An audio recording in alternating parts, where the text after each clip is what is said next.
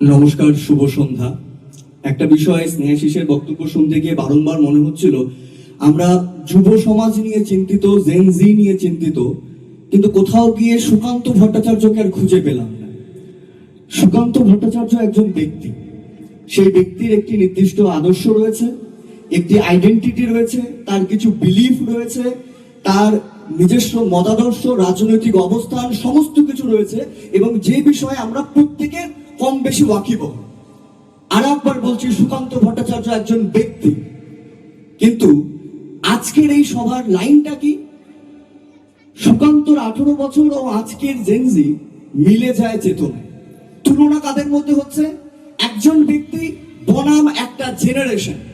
কেমন করে আমি এটা মানবো যে একটা পুরো জেনারেশন একটা মাত্র ব্যক্তির আদর্শে চলবে?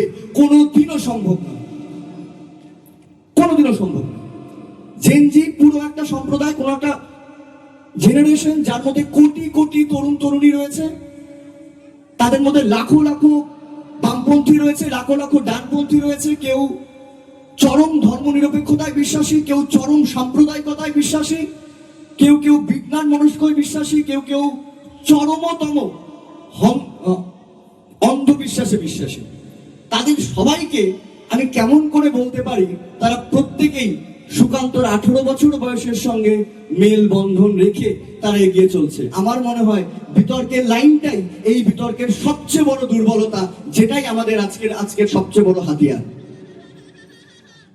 স্নেহাশিস বারবার তার কবিতায়, তার বক্তব্যে একটা কবিতার নাম ব্যবহার করছিলেন, এবং সেই কবিতার মধ্যে স্পর্ধা শব্দটাকে ব্যবহার করছিল। এবার এই স্পর্ধাটা কার বিরুদ্ধে? সুকান্তর বক্তব্যে, সুকান্তর কবিতায় বারংবার আমরা যেটা পেয়েছি, সেই স্পর্ধা শোষণের বিরুদ্ধে, সেই স্পর্ধা ক্ষুধার বিরুদ্ধে, সেই স্পর্ধা সাম্প্রদায়িকতার বিরুদ্ধে।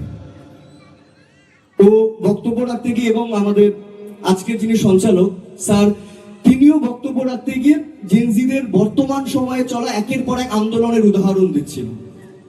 নিঃসন্দেহে প্রশ্ন করার অধিকার, প্রশ্ন করার প্রবণতা, আন্দোলন করা, প্রতিবাদ করা, এই সমস্ত কিছুর গুণ প্রত্যেক সময়ে, প্রত্যেক যুগে যুগে, প্রত্যেক জেনারেশনের মধ্যে আছে। আজকে আমরা জেনজিতে বিলং করছি, সুভাষচন্দ্র বসু জেনজিতে বিলং করেননি। সুভাষচন্দ্র কি তাই বলে কোনো প্রতিবাদ করেননি? নিশ্চয়ই করেছেন।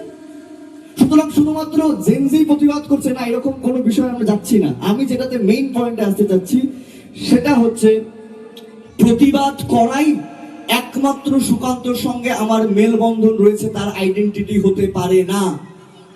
বিষয়টা বুঝতে হবে। প্রতিবাদ করছি, প্রতিবাদের উদ্দেশ্যটা কি সেটা বুঝতে হবে।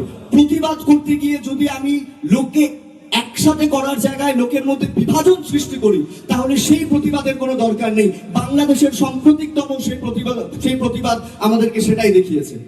তারা নির্দিষ্ট আন্দোলন নিয়ে, নির্দিষ্ট দাবি নিয়ে আন্দোলন শুরু করে, এবং তারপর সেই আন্দোলনের গতি প্রকৃতি কোন দিকে গিয়ে শেষ হয় সেটা আমরা প্রত্যেকেই জানি। সুতরাং নিঃসন্দেহে আমি এটা মানতে পারছি না আমাদের পুরো যুব সমাজ বা আজকের জেনজি সুকান্তের আদর্শিত। যদি তাই হতো, তাহলে এত একের পর এক ধর্ষণের পর, খুনের পর, খুনির নাম কি, ধর্ষণের নাম কি, সেটা শুনে তারপরে আমি প্রতিবাদ করব না। সুকান্ত ভট্টাচার্য কোনোদিনও এই ধরনের পৃথিবীর স্বপ্ন দেখেনি, কোনোদিনও চাইনি যে আমাদের যুব সমাজ এমন একটা যুব সমাজ হোক যে আগে ধর্ষকের নাম দেখবে, তারপর তার বিরুদ্ধে প্রতিবাদ করবে। সুকান্ত ভট্টাচার্য একবারের জন্য সেটা করতে চাইনি। পরের কথাগুলো পরের রাউন্ডে শুনি। আচ্ছা, ঠিক আছে। স্যারের আদেশ অনুযায়ী টাইম মতো শেষ করেছি, পুরস্কারের আশায়। দেখি শেষ পর্যন্ত কি পুরস্কার পাই, বুক ভরা ভালোবাসাটা বাদ দিয়ে অন্য কোনো পুরস্কার। Thank you so much.